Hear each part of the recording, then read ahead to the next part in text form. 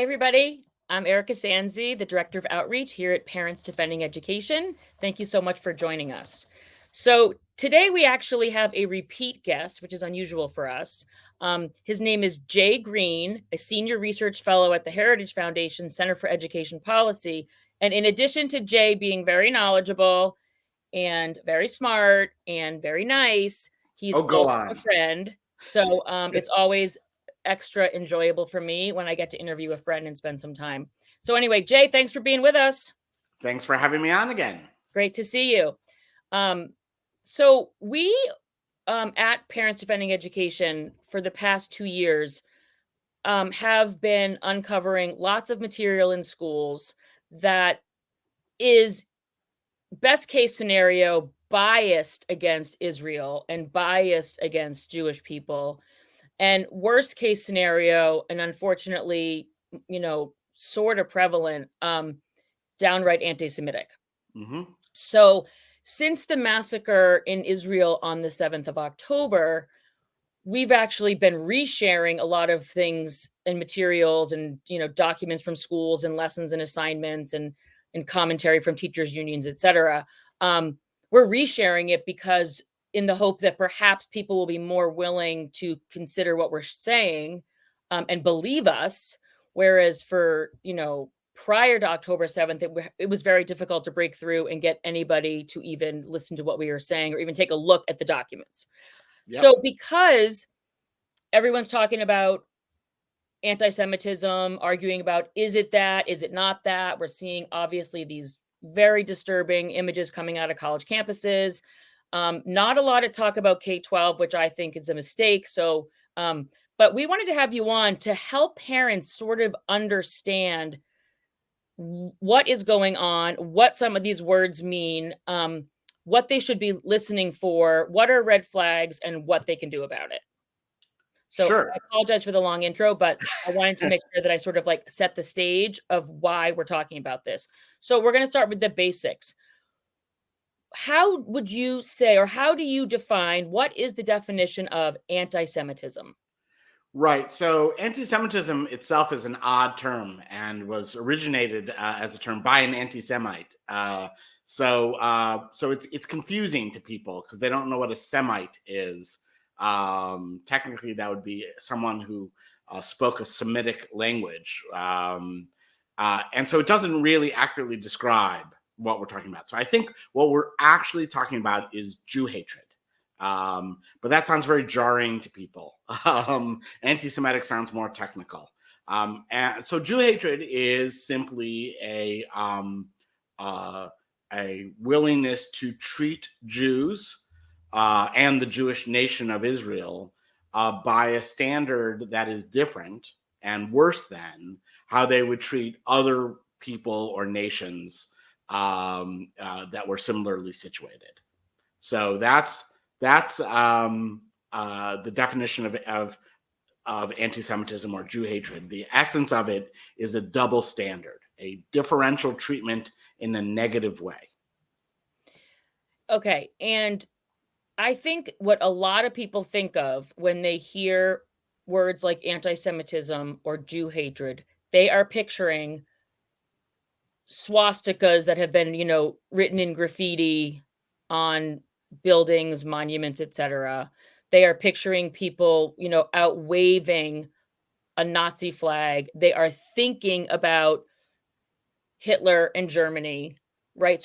So can you help make it clearer to people that, of course, those things also fall into that category, but that it's much more to it, and that much of what we're hearing and seeing from whether it's, elected officials locally, elected officials at the federal level, just help people get a sense that it goes far beyond these sort of images that we think of when we hear the word.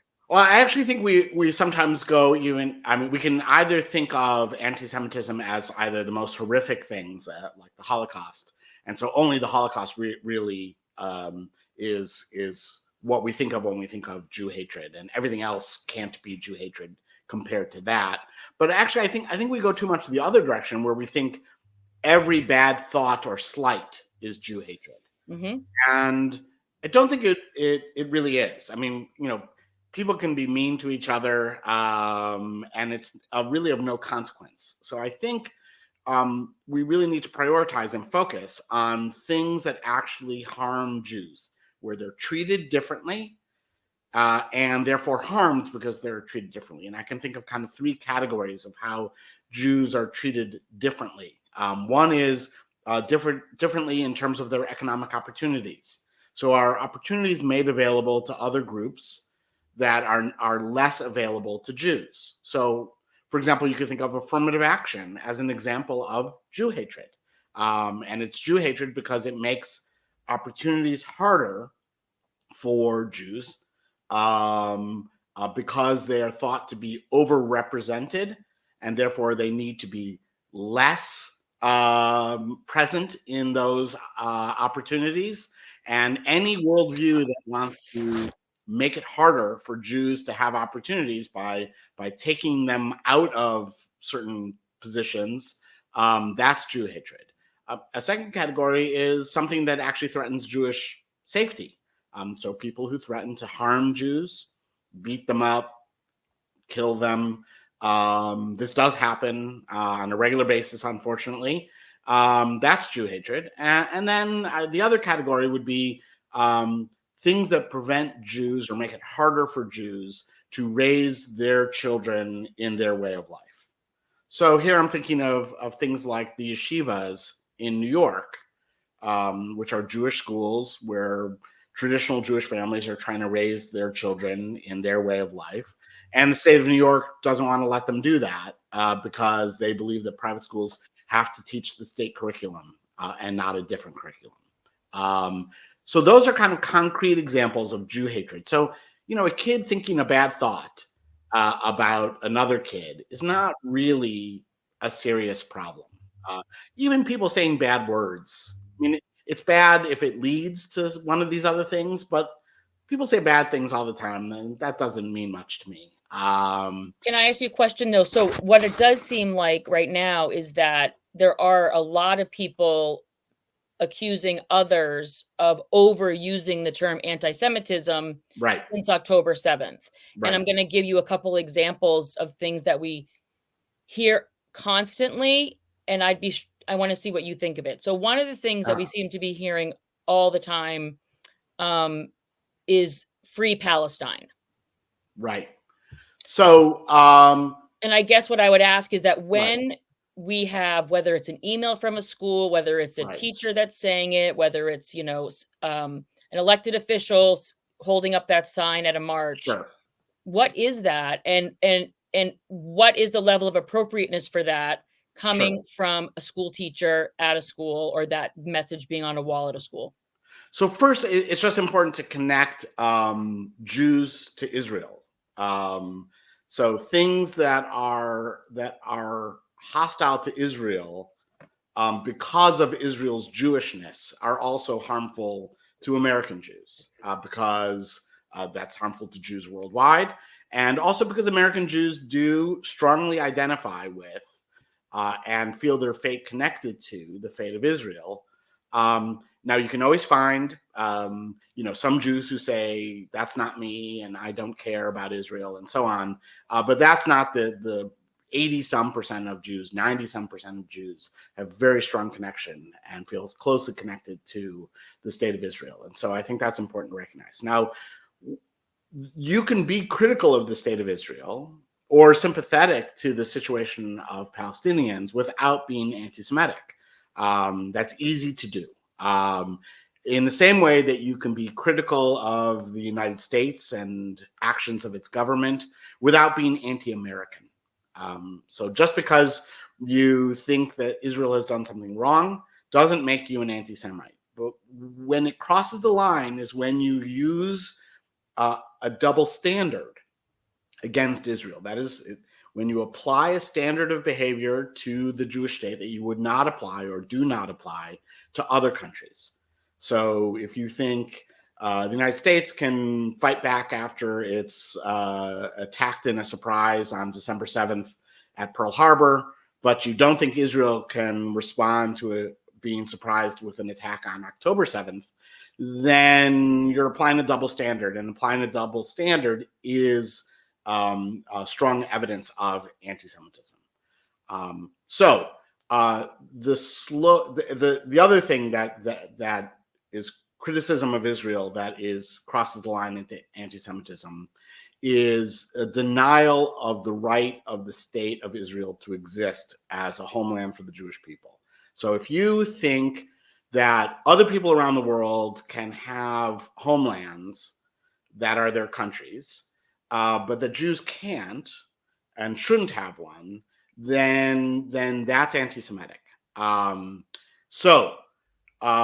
Saying from the river to the sea, Palestine will be free is an anti-Semitic slogan. And it's an anti-Semitic slogan because it's a call for the elimination of the state of Israel. So from the river to the sea, for those who haven't studied the geography, the river is the River Jordan, the sea is the Mediterranean. So if you say that Palestine will be free from the River Jordan to the Mediterranean, you're talking about eliminating the state of Israel, eliminating the Jewish presence in that land, either through death or expulsion. And so from the river to the sea, Palestine will be free is clearly anti-Semitic and is arguably genocidal as a slogan. And that, if you hear people at your school chanting that is a real no-no. And it should not be allowed.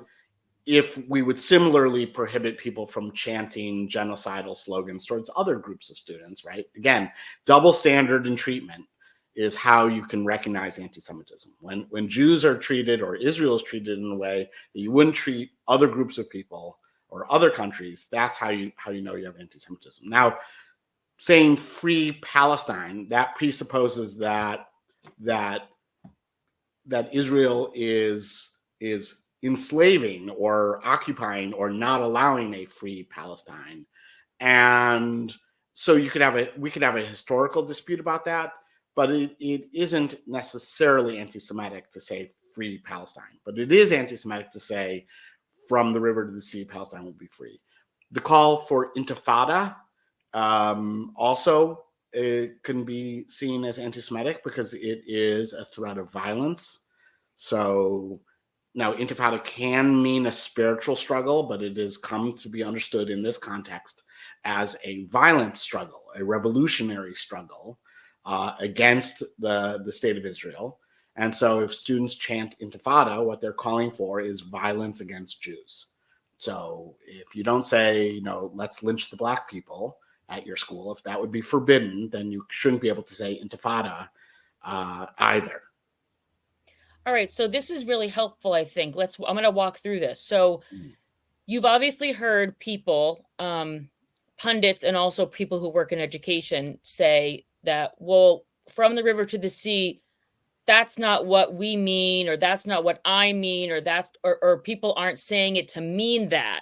So how does a parent, whether they're a parent with Jewish children who are very disturbed by that phrase being allowed, or if they are somebody like me I am not Jewish, but I would also be very disturbed if that was being allowed to, ring out through the hallways in my child's school. What is the argument against somebody who says, well, that's not what we mean? Sure.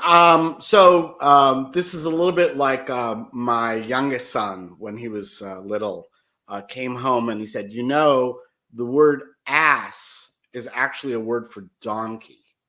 And so I'm going to say ass, but I really mean donkey. And we said, no, you're not going to do that. You're going to say donkey.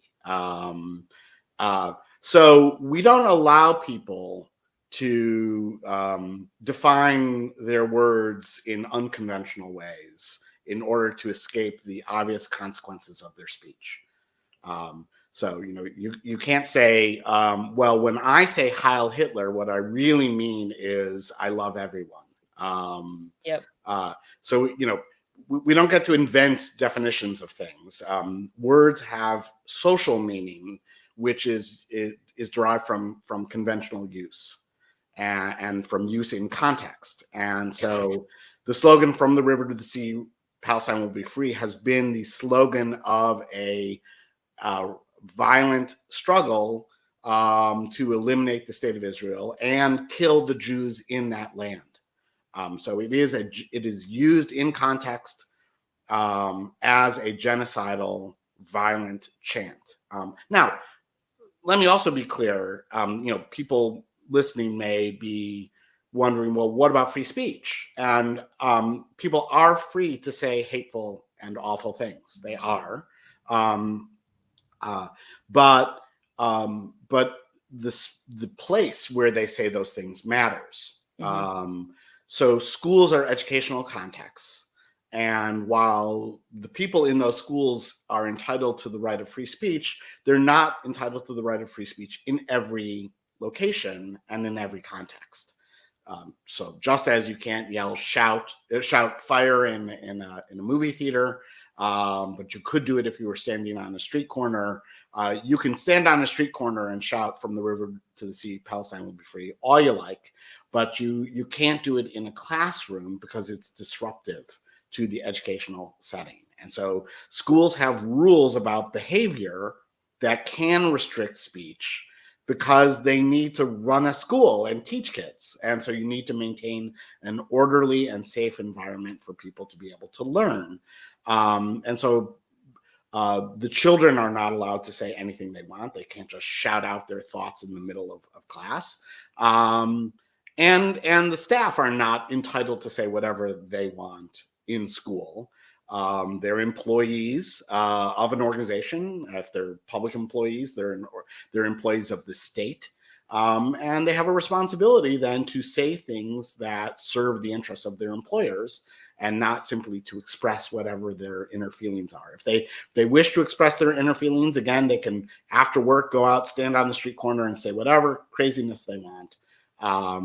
So no one here is talking about infringing upon the right of free speech. It's about speech in appropriate context. And to your point, the issue of the double standard comes to my mind immediately, because what we've seen for the past couple of years, since we've existed at PDE, is that certain things get cracked down. Like, schools will not tolerate certain language. And that's language that's often far more benign, if we're being honest.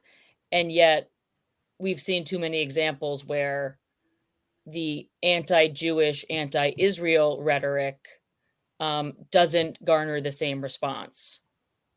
Right. I mean, I think that is the bulk of the anti-Semitism we're seeing in schools, K-12 schools right now, is this kind of double standard treatment. And it's a double standard in that it involves an excess coddling of other groups. Yes. And an insufficient coddling of Jews.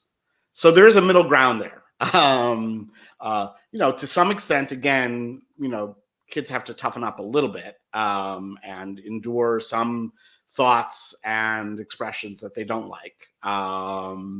But there's a line there. And whatever that line is that a school crafts has to be applied consistently across all groups. And that is really what I think we need to be focused on, is that whatever the standard is, it should be consistent. And it shouldn't be consistent starting now. So it is also strange to see lots of people who said words were violence suddenly becoming free speech absolutists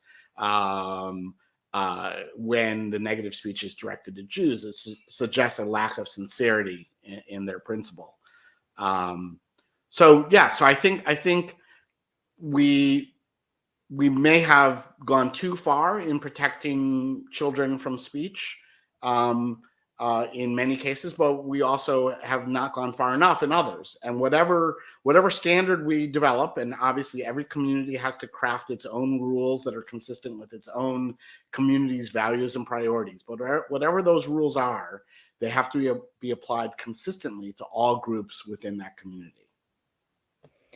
Yep, 100%. I totally agree. That is why I'm so frustrated by these student walkouts, where we've got certain student walkouts where you've got the the staff participating and in emails that say that they're encouraging it. And we saw a lot of this with the Women's March. We saw a lot of this after the shooting at the school at Parkland in Florida. We saw a lot of this after the Dobbs decision. And yet those are explicitly political positions being encouraged by school districts. And yet student groups who don't particularly, align with the preferred political position or narrative of a school district, they're just not allowed to walk out. They're just treated completely differently. So to your point, we need a consistent standard. I mean, I'm not a fan of the walkouts anyway, unless you're going to like have some sort of a consequence because you cared so much about an issue, you're willing to make a sacrifice. But either way, the inconsistency, and we're now seeing this also with some of these walkouts in the past week or so, certainly in Fairfax County or in other parts of Virginia, where students wanted to walk out to protest there being males in the girls' locker room and the girls' restroom and on the girls' teams, and that was considered hateful and not allowed and discouraged, and doors were blocked. And now we see kids walking out in favor of a ceasefire or with Free Palestine messages, and again, the doors are being held wide open for them. Right. Look, I'd prefer, as I think you would, that schools, particularly public schools, just avoid political activity altogether. 100%. I don't think they're particularly well positioned to do it. And I don't think it's their central mission. And so I'd rather that they minimize that activity as best they can. But to the extent that it's going to happen, then again, it should be permitted or sanctioned consistently, regardless of the cause. And otherwise, the school is explicitly endorsing certain political speech and punishing others, which is impermissible. Yep. But they do it all the time. But I mean, another good example of this kind of current double standard is, following the death of George Floyd, we saw schools cancel classes, stop exams, sometimes exempt students from exams differentially based on their race. So Black students, are particularly traumatized, it was thought, and therefore don't have to take the exam this week or something like that. And yet, Jewish students walking through halls where students are chanting "From the river to the sea, Palestine will be free," are expected to walk past that and go in and take the exam. And look, I think, again, I'd prefer a consistent standard, and I don't want the Jewish students exempted from the exam. I'd rather that just everyone take the exam, and that that everyone kind of learns that there are hardships, and then you have to just keep going with those hardships, and that actually builds some resiliency, I think, if we model that with our students. But it would be best of all if we didn't subject our students at all to this kind of harassment in their educational setting, regardless of the group that receives harassment. We should avoid that. But whatever does happen, we need to be consistent. And so that's the heart of Jew hatred is the application of a double standard. And schools do engage in double standards, but they don't just engage in double standards with respect to Jews. I think, as you're also pointing out, there are lots of other groups that also are differentially treated and negatively treated, and that's all wrong too. Yep. And so I think the fight against anti-Semitism is really the fight for traditional American aspirations. I'm not saying America has lived up to these aspirations, but we have long aspired to treating people as individuals and treating them equally under the law. And if we could get closer to that aspiration, we would be reducing anti-Semitism and all other forms of group hatred significantly. But instead, we're going in the opposite direction, where we are asserting that people actually need to be classified by their ethnic, racial, or sexual identity, and that those identities can then be grouped into oppressor and oppressed categories, and that they then deserve differential treatment based on their classification as oppressor or oppressed. And once we go down that path, we basically don't go down the path of Jew hatred. Now, hatred of other groups too, but particularly Jew hatred. And the reason why it's particularly Jew hatred is that evidence of whether you're an oppressor or oppressed is taken from whether you're over or underrepresented. So if Jews are successful despite hardships, then they're overrepresented in advantaged categories and therefore must be oppressors by this reasoning. They must have done something wrong to get there. How else could they be there? And then once you say that, then you say, well, they need to have their privilege taken away. Their numbers need to be reduced in those advantaged categories. They must be replaced with others who are disadvantaged, who are oppressed. And that's the intellectual rationalization for Jew hatred in our educational system, is this Manichaean dichotomy of oppressor oppressed, with Jews, despite a history of suffering from oppression, regularly being put in the oppressor category only because of the sin of their success. If only they wouldn't survive and thrive, we wouldn't have to condemn them as oppressors. This is a real trap, and something that's obviously quite hostile towards Jews. Well, I'm glad that you just started talking about those lessons that students are learning, because that's where I was going to go next anyway. And so the two big places that we see it, well, first of all, what you just described is essentially critical theory in schools. Yes. And people are so, they hear critical race theory, CRT, and it becomes this hot potato buzzword, and it gets annoying really quickly. But just speaking about the academic language and the history of these movements, like that just is what it is. That is critical theory in the classroom. And we have noticed that it is showing up very much in the DEI piece of the school. So that's in equity policies, for example. We see language like what you just described. Right. We also see it in ethnic studies courses, which are increasingly offered and required for graduation in the state of California and in the Boston public schools. And then what we're also seeing is it moving into the social studies standards. Right. So I guess, one of the things that I really wanted to talk to you about, and you sort of just laid it out, is whether you're watching TV or you're listening to the radio, clearly there's been a level of shock among a lot of people at the level of anti-Semitism showing up among young people. Mm-hmm. Again, the focus has been more on college campuses, though we have also seen footage from high schools. But, it's like the other day on Morning Joe on MSNBC, it's like they're talking as if, where did this come from? How did this happen? How is this like they are quite, and they're sincere, I think, in their astonishment. Right. You and I are different because we've been looking at these materials in these schools. And so I think for us, it was, or at least I'll speak for myself, I certainly knew this was going to boil over. I never could have predicted October 7th, which seems to have caused it to boil over faster.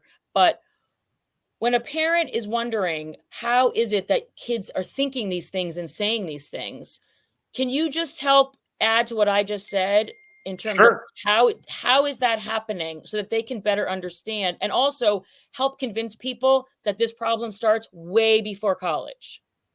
It does. So yes, critical race theory, people thought, oh, it's imaginary, it doesn't really exist. And but the thing that I was just describing of teaching the idea that there are different categories of people, oppressor, oppressed, and that people can be placed in those categories based on their group identities, their racial, ethnic, and sexual identities. This is pervasive in our K-12 schools. That idea is pervasive. And if you don't like the term critical race theory, come up with some other term for it. You can call it cultural Marxism or whatever you like. But it clearly is there and widespread in our school system. And once you go down to that path, there is no limiting principle to how negatively you can treat the groups that are in the oppressor category. Right. The only limit is the extent to which you believe they have committed historic and collective crimes that warrant having their advantages taken away. But nothing that the individual has done limits how roughly you treat that individual.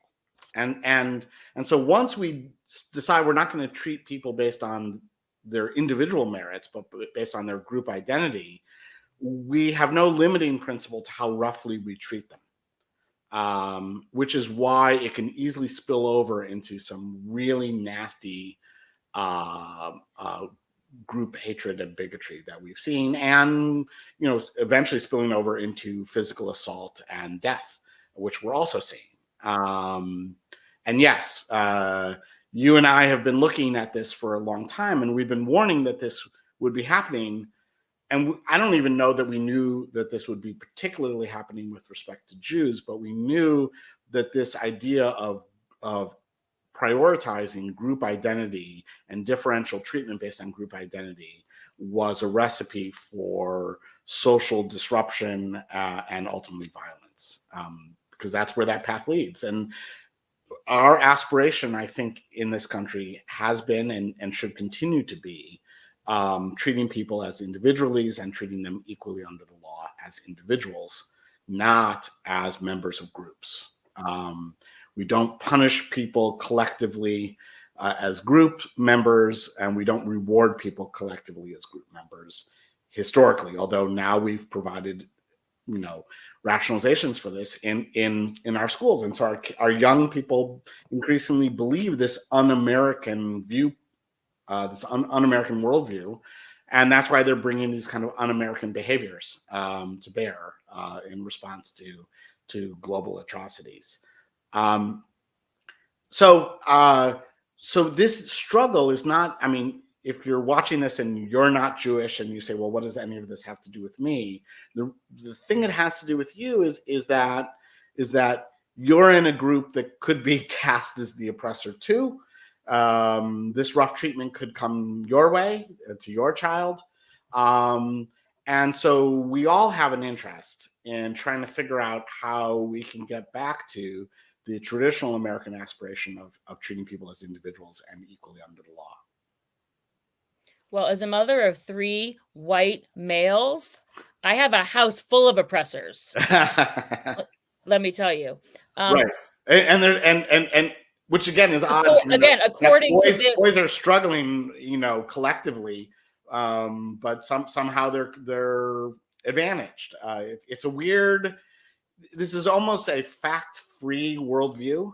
I mean, yes, it completely is. And again, what I was going to say too is that when you said that you didn't think that this was going to necessarily boil over in the direct, where Jews were the ones that were the victims of an attack, but to me, it was always that the anti-white messaging that was constant, because they were intentionally and deliberately always bucketing Jews with white people. And so in the curriculum, they'll list all the marginalized groups. And what was sort of shocking was that Jews are never included on that list.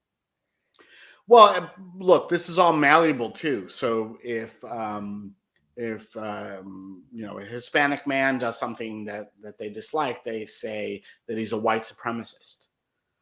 Well, okay. At times we can think of the Hispanic man as not as a person of color, and at other times we could think of him as white. And it depends really just on whether we want to say we like that thing or not like that thing. Yep. And the same is true for Asians. Asians can be classified as white sometimes, and sometimes as people of color. And so, all of these classifications are nonsense. I'm not saying that people don't have group identities. They do have group identities, and they're very real to them, and they're meaningful to them. And I don't want to take that away from people. People should have pride in their group and feel a sense of connection to others in their group if they wish. But the point is, it's voluntary on their part, and that from the perspective of institutions and especially the government, they shouldn't be recognizing these groups and treating people differently by these groups. But if, in the same way that, if people want to form a Dungeons and Dragons club, I think that's great that people want to be in that club and feel connected to others in that club. But we don't have different sets of rules for the D&D club than we have for the chess club. These are forms of voluntary association. And we should admire and be supportive of voluntary association, but we shouldn't be making it a part of official government policy. All right, I just wanted to mention and share a few examples that we at PDE have tracked Yes. on this topic, and I'm pretty sure that we have graphics that are going to go up on the screen. So in terms of because I know that, again, parents are still kind of thinking, well, what are actual examples? Mm-hmm. So one of the things that we saw, this was quite a while ago, was a classroom in the Los Angeles school district. It was a high school classroom, and it was covered in posters that were highly anti-American. And why isn't my graphic coming up? Here it is. Okay. So as you can see, so this is kids are sitting in a class in Los Angeles, and this is a poster that's on the wall. So Mm-hmm. it talks about Israel. It writes the word America with 3 Ks. And it has the Free Gaza. So, and when we exposed this, obviously the school district was not really able to defend this at all. Posters came down, teacher kept his job, if I remember correctly. But anyway, so this would be an example, right? And keep in mind that Jewish students were sitting in this classroom. Right. So this is a clear example of anti-Semitism in that it says, make Israel Palestine again. So that is a call for the elimination of the Jewish state of Israel. Yep. And so if we were to call for the elimination of France, we would correctly be seen as anti-French. So if we call for the elimination of Israel, the Jewish state of Israel, then we are anti-Jewish. But also there's something else revealing about this poster, in that this hostility to Jews and Israel is not confined to the Middle East. It actually also speaking about America itself.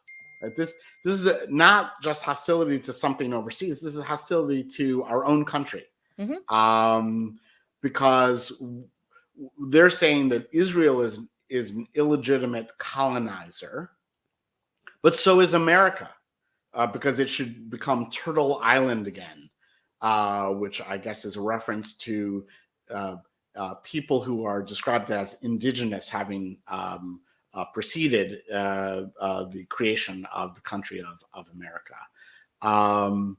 And so this decolonization worldview is not just anti-Israel. The call for decolonization is also anti-American.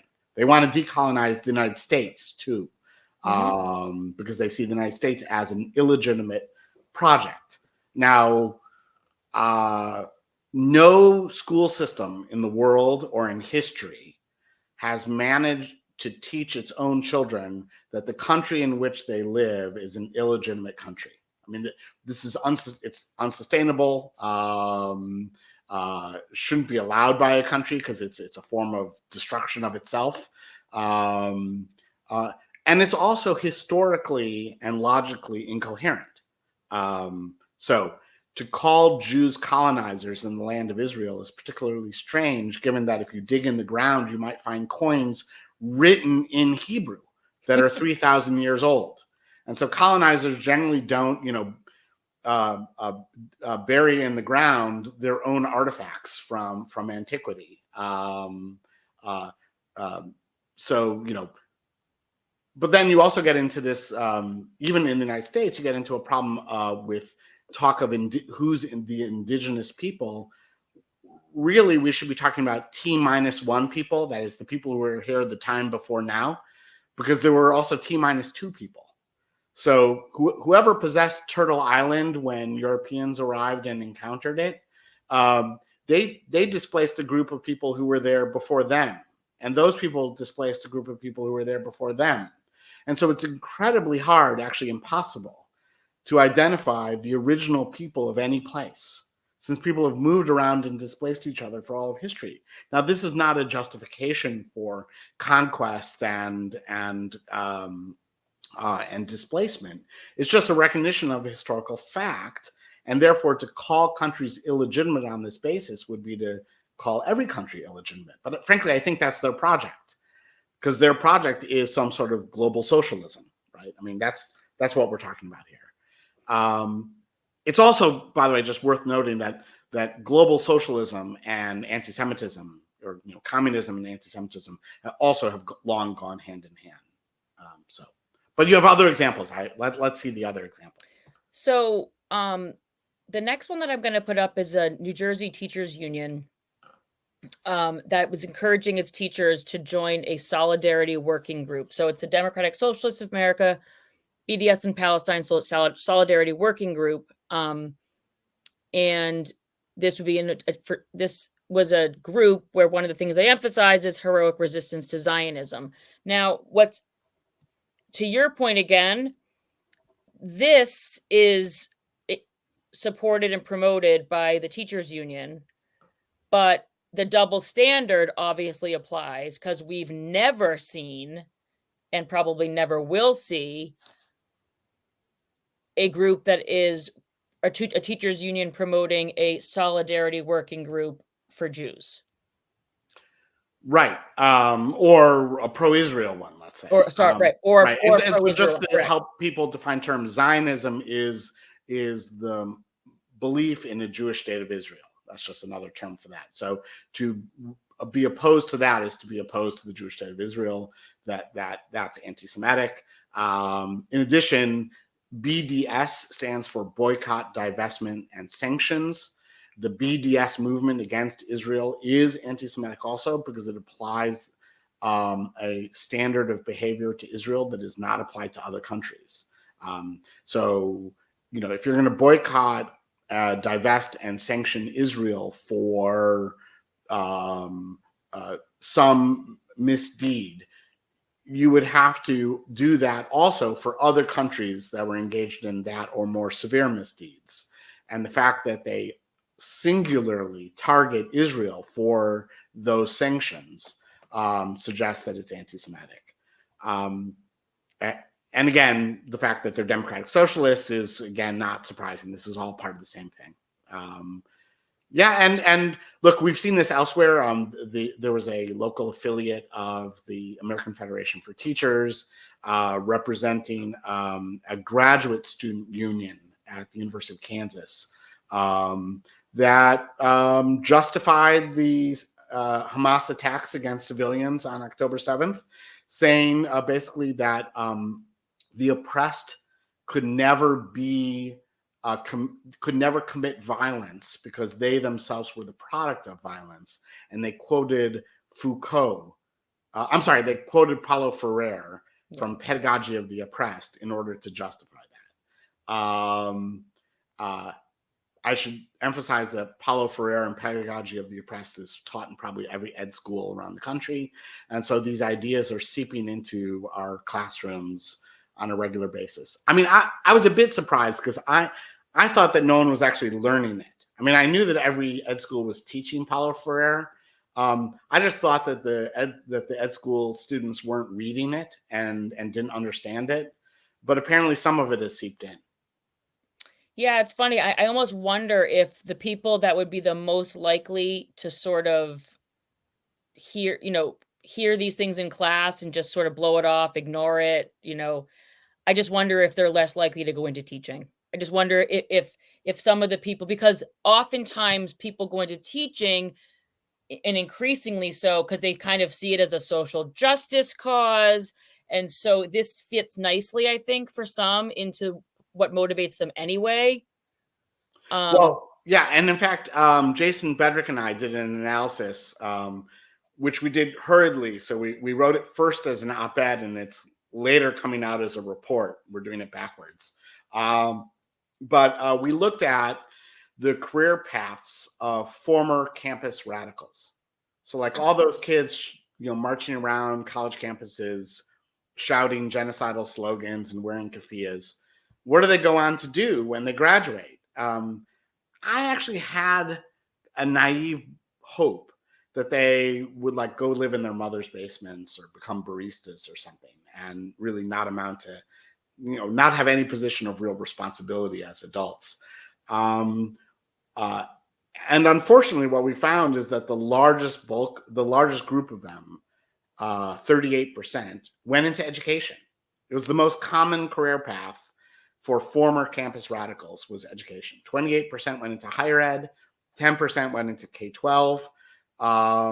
So, they attempt revolution, it fails, and so then they go to commit revolution in your children's mind. Well, they go and they find a captive audience. Right. Actually, more than twice as many went into education as into activism for a nonprofit organization. Only 16% went on to work for a nonprofit. And, our explanation is that teaching pays better, has better job security, and you have a captive audience that has to listen to you and pretend like what you're saying is true. So they're very attracted to teaching campus radicals. Just And because this it's is like another problem. I can have a captive audience for life. I know. It's right. I can't get fired. I can't get fired. It's awesome. My benefits are great. So it's a lot better than trying to storm the Capitol building as a revolutionary. You might get killed. Being in the classroom as a teacher is pretty awesome for a revolutionary. And the truth is too, like this has to be getting worse because I was working in classrooms and in schools, in 1998 and 2002, and then I went back in again in 2010, and this is just way more now. Like it's so much more pervasive. It's so much more extreme. It almost feels like you've got people coming out of being brainwashed and then heading into schools to brainwash other people. Yeah, they're recruiting the next generation. I mean, another thing that I used to believe, and I would even tell my kids when they were in college and they'd complain about their classmates who were campus radicals, I'd say, "Oh, don't worry, they'll grow out of it. Like when they graduate and get responsible jobs, they'll mature and grow out of it." One of the problems with them, a large number of them going into education, is they don't have to grow out of it, and they don't. They can be perpetually irresponsible in their lives. But related to that also is that we have a larger number of teachers who themselves are childless. And having children is another way of kind of growing out of your youthful nonsense, right? Because there's a reality test of raising your own children. They kind of teach you what is sensible and what isn't, because you can see what you need to do that makes things work. But if you're childless, you can be more reckless. Mm-hmm. When you're raising other people's children in the classroom, you can do things and not experience the consequences of them. And that irresponsibility is dangerous too. So all of these things are contributing to more radicalism in the classroom. And that radicalism means more anti-Semitism. I'm going to go to our third example, but then you just helped. We're going to get in a second. We're going to then go to why parents have to be more vigilant than ever, which is to your point about as things get more extreme in the classroom, it just have to be more watchful. But the last example I wanted, because this is the only one that we have that was in response to the attacks. And this was a superintendent from Revere Public Schools in Massachusetts. She sent out an email to families that included a bunch of resources. And my suspicion is she had no idea what she even sent out. But again, that's not an excuse. And it included a resource that claims that Israeli terrorism has been significantly worse than that of the Palestinians.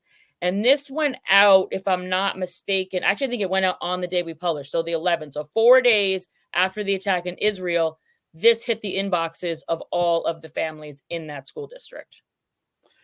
Right. Again, kind of clear anti-Semitism in that it's an inversion of, Jews were slaughtered, raped and kidnapped, and then it's inverted that actually the Jews were themselves the oppressors.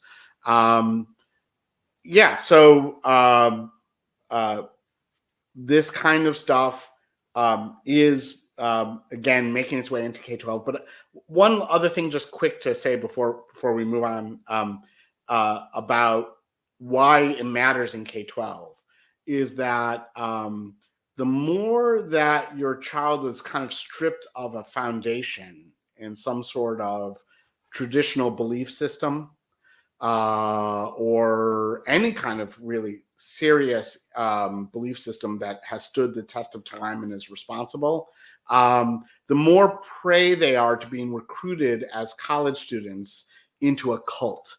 And you should think of the campus radicalism as just like another cult, but instead of Moonies, it's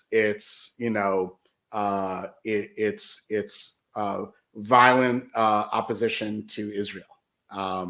But there are cult leaders. There's that feeling of belonging when they join the cult, but they're prey to that recruitment because of an emptiness and a detachment that was fostered in their earlier K-12 education. So if we want to insulate our children from recruitment into radicalism in college, we have to make sure that our K-12 schools are giving them some sort of foundation in some traditional set of values that allows them to feel connected to their families, their communities, and the broader world. All right, we're going to get close to wrapping it up, and we always like to leave parents with some concrete things that they can do. So if a parent, finds some of what we've discussed in their child's school. So let's say they are getting emails with words like decolonization or white settler colonialism, or their child's coming home and talking about how kids were chanting from the river to the sea, or there's a teacher that has crazy posters on the wall. What suggestions do you have for them? And wear your like parent hat, Right. and then also your sort of professional hat. So, I mean, there's a kind of maybe a triage here. I mean, under the most serious situation, what you might have to do is switch schools. um, Exit is a very viable form of influence when you have no ability to express voice to change things. So if you feel like you can't get the schools to listen to you and modify their ways, and you think your children are being exposed to dangerous nonsense, then you may have to consider ways of removing your child from that dangerous nonsense. And that could involve relocating to a different public school, relocating to a private school, homeschooling. And I know that that's an imposition, a burden on you to have to make those kinds of changes. It's difficult for children to make those changes, but there's a certain point where exposure to enough nonsense can be really damaging to your child. Because look, you don't want your child to grow up to a life of marching around wearing a keffiyeh and chanting genocidal slogans. That's not the future that most children that most adults have in mind for their children.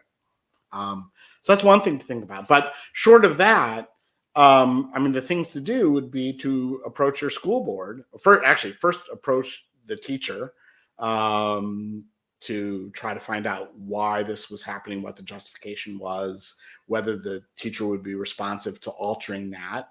Sometimes teachers are. If that doesn't work after the teacher, try the principal.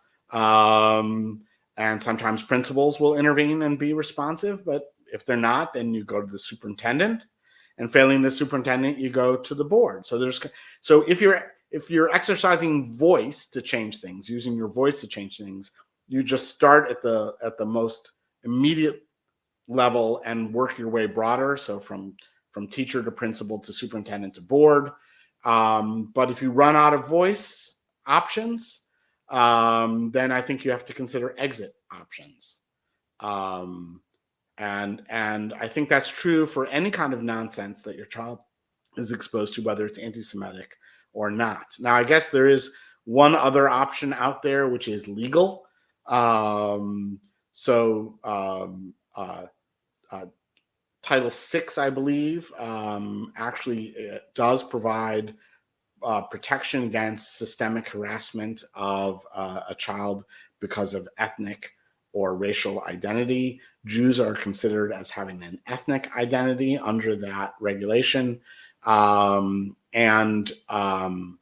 so you can consider filing a complaint with the U.S. Department of Education, a civil rights complaint under Title VI, and you can consider hiring an attorney to sue. There are actually lots of pro bono law firms out there that are taking on cases like this right now. One place to go is called the Brandeis Center. Ken Marcus is the head of the Brandeis Center. If you're looking for it, it's a public interest law firm that advocates on behalf of Jews who are the victims of systemic discrimination, and they file civil rights complaints and litigation on behalf of them. And also, you can always reach out to us at PDE. We have also, well, no, we were going to point them to the Brandeis Center, so you did it for me, so now I don't have to say that. But also, we have had issues and cases and complaints about viewpoint discrimination, particularly when the Black Lives Matter flag would be flown on the flagpole, even though Black Lives Matter had taken a very, public anti-Israel position since its inception. And when parents at a school said, well, if you're going to leave that flag up, could you also fly a flag? I forget, I think it was a Star of David that they asked about, and the school said no. And that became a viewpoint discrimination issue. So certainly reach out to us as well, because if we can help you, we will. And if not, we'll certainly point you to people who can. Lastly, Jay, I always want to make sure people can find you and follow your work if they want to. So how can they find you and follow your work? So my Twitter handle's right there on the screen. So you can message me or reach me through that. I'm a senior research fellow at the Heritage Foundation. So you can go to heritage.org. You can find me on their website. You can send a message to me through them. And I'm eager to hear from you and eager to help, just as Parents Defending Education would do. Although frankly, they're more focused on how they help parents. So I think I'd try them first, but I'm also happy to hear from you. And I just wanted to make one correction. Now I know that the email that was sent from the Revere Public School Superintendent was sent on October 9th. So it was 2 days after the attack. I had said the 11th. So just making a quick correction. And with that, I hope this conversation has been helpful to those of you that are watching and listening. And we're so grateful every time you spend time with us. So thank you for that. And with that, I'm going to sign off. And again, remember, we're Parents Defending Education. You can find us at defendinged.org. Write to us, send us concerns, go to our tip line and send us materials that you find troubling. If you need help thinking about what questions to ask, we are here. We've got tons of resources for you as well. So again, at defendinged.org. I want to thank Jay Greene again for being a rare repeat guest and helping us to all sort of better understand all the words that we're hearing and what's happening in the world right now. And, and I don't know, for some reason, whenever I talk to you, Jay, I feel a bit more hopeful, and I've needed that lately. So thank you for that as well. And with that, yeah, I mean, it has been gloomy. We should be hopeful. Good will prevail. Most people in the country are really very decent people, and they can recognize horrible things, but they're not motivated to act until things get bad. And I think they're now getting motivated to act. And when they're motivated to act, the good people will win. All right. So, and on that note, we're ending with that. The good people will win. Thanks again, everybody. Signing off. Take care. Thanks. Bye-bye.